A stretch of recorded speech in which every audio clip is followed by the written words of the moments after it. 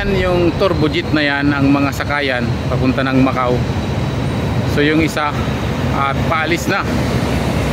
Ayan na.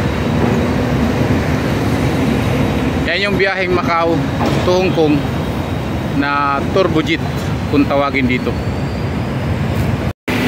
So ayan, ito yung mga bus na to. Ito yung palabas na nagaling na dito sa iniikutan dito sa terminal ng papunta ng Macau, terminal ng ferry dito sa Hong Kong. So palabas na sila at pabiyahe na ulit.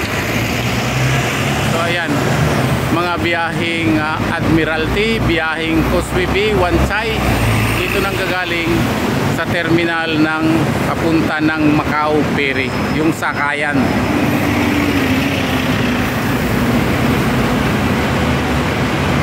So ayan, biyaheng Causeway Bay, puno na. Biyaheng Sichuan, Sichuan, ayan, mga city bus. So ito nga sila, nagbibuild ng traffic kasi sabay-sabay palabas. Ayan.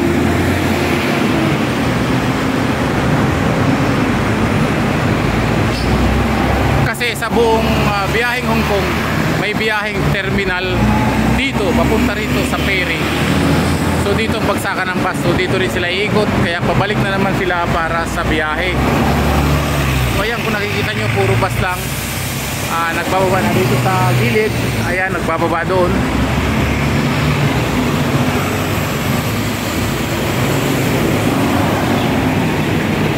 Ayan, Admiralty, biyahe. Yung iba pumapasok doon sa loob. May mga bus na papasok doon, may hindi pumapasok. So kung napapansin nyo, yung bus na yon, yung nakatalikod, ay kakanan papunta rito. Kung hindi, papunta dyan sa loob ng terminal na yan. So ayan, ang biyahe ng mga bus ay halo-halo sila, yung KMB at saka City Bus at saka City Flyer. So ayun nga, nagbababaan doon. Babaan yun, tapos ito yung terminal ng papunta ng Macau na ferry.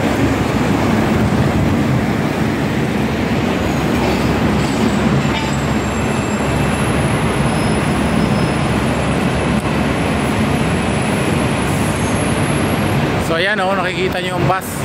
Wala kang makikita na hindi double decker. So karamihan ay double decker yung nabiyahing bus dito sa Hong Kong.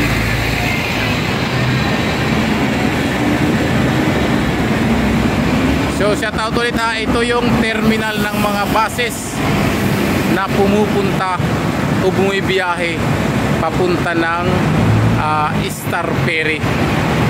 Papunta ka ng Macau. So pag papunta ka ng Macau, dito ang bagsak mo sa terminal na to, kasi yung katabi lang nito yung terminal dyan ng ferry na papunta ng Macau. So ayan, biyaheng North Coast.